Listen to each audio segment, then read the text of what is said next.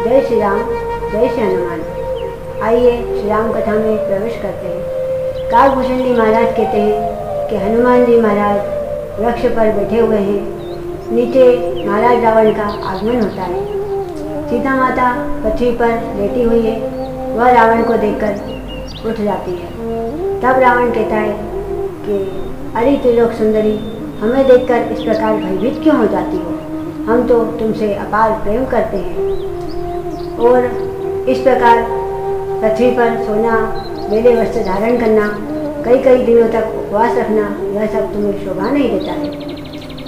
हमारी बात मानो, महल में चलकर रहो। वहाँ पर सुंदर परिधान, स्वादिष्ट भोजन, कई दिव्य पेय पदार्थ हाथ बांधे खड़े हैं, तुम्हारी प्रतीक्षा कर रहे हैं। स्वयं महारानी मंदोदरी और हमारी अन्य रानियाँ तुम्हारी सेवा में दासी बनकर खड़ी रहेंगी। इससे बड़ा सौभाग्य तुम्हारा और क्या हो सकता है? तब माता सीता कहती है, अवश्य रावण, इससे बड़ा मेरा कोई सौभाग्य नहीं है कि मैं त्रिलोक के स्वामी रघुवर की अर्धांगिनी हूँ। यह मेरा सबसे बड़ा सौभाग्य है। तब रावण कहता है कि अरे, उस वनवासी की प्रतीक्षा में क्यों अपना जीवन बिगाड़ रही हो? हमारी बात मान लो, हमारे साथ चलकर रहो। वह तो अभी तक पत्थरों से सर पटक पटक कर मर गया होगा, और यदि वह जीवित भी रहा होगा तो उसे यहाँ आने का पता कौन बताएगा? तब सीता माता कहती है कि मेरे पतिव्रत धर्म का जो यह रथ है, यही उन्हें पता बताएगा, और अब तक तो उन्हें पता चल भी गया होगा, और कोई न कोई दूत अवश्य यहाँ संदेश लेकर आ रहा होगा। तब रावण कहता है, यह लंका इस प्रकार है कि यहाँ कोई परिंदा भी पर नहीं मार सकता है। तब रावण क्रोध में आकर कहता है कि हम तुमसे प्रेम करते हैं, और प्रेम के वश में ही आकर इतनी शांतिपूर्वक बात करते हैं। अभी तक तुमने हमारा क्रोध नहीं देखा है। हम चंद्रहास खड़ग से तुम्हारी गर्दन काट रही है।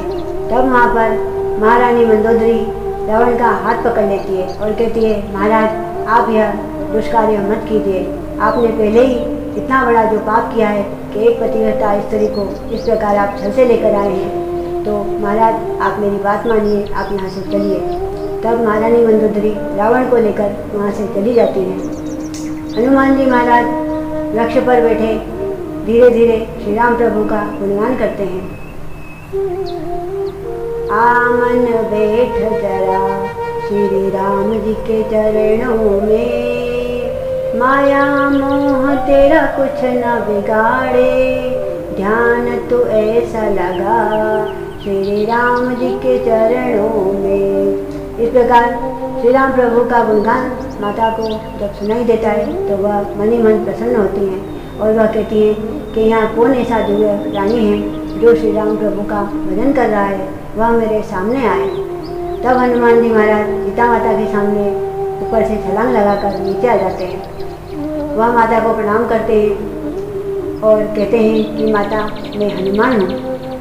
तब सीता माता कहती हैं कि तुम कोई मायावी राक्षस तो नहीं हो जो मुझे इस प्रकार डराने आए हो? हनुमान जी महाराज कहते हैं, नहीं माता, मेरा यह वास्तविक रूप है और मैं वानर कुल का हूँ।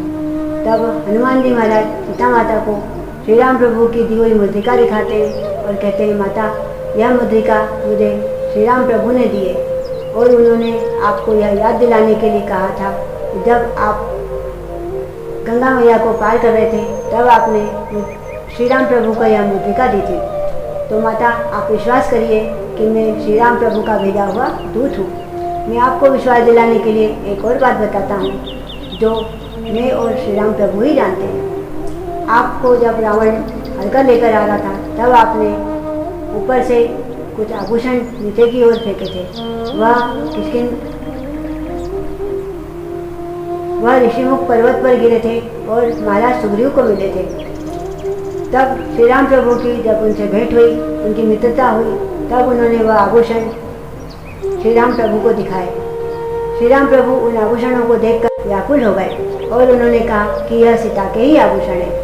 वह आपके फटे हुए आंचल को देखकर कहने लगे कि यह तो, इससे सीता मेरी गर्मी के वक्त में पंखा करती थी, जब मैं पूजा करके उठता था तो वह इससे मेरी चरण रज लेती थी। तब सीता माता कहती है कि उन्हें यह सब याद है। तब हनुमान जी कहते हैं कि हाँ माता, प्रभु को सब याद है, तो फिर इतना समय क्यों लगा दिया, मुझे अब तक लेने क्यों नहीं आए। हनुमान जी महाराज कहते हैं माता, अब पता चल गया है, अब श्री राम प्रभु देर नहीं लगाएंगे, आपको शीघ्र ही लेने आएंगे। तब हनुमान जी महाराज कहते हैं कि माता, अब मुझे बहुत तेज भूख लग रही है, तो अगर आपकी आज्ञा हो तो मैं वाटिका में जाकर फल खा लूँ। तब सीता माता कहती है कि जाओ पुत्र, फल खाओ, पर वृक्ष को हाथ मत लगाना, नीचे गिरे हुए फल ही खाना। यदि यहाँ पर किसी को पता चल गया तो तुम्हें बंदी बना लिया जाएगा और रावण के पास पहुँचा दिया जाएगा।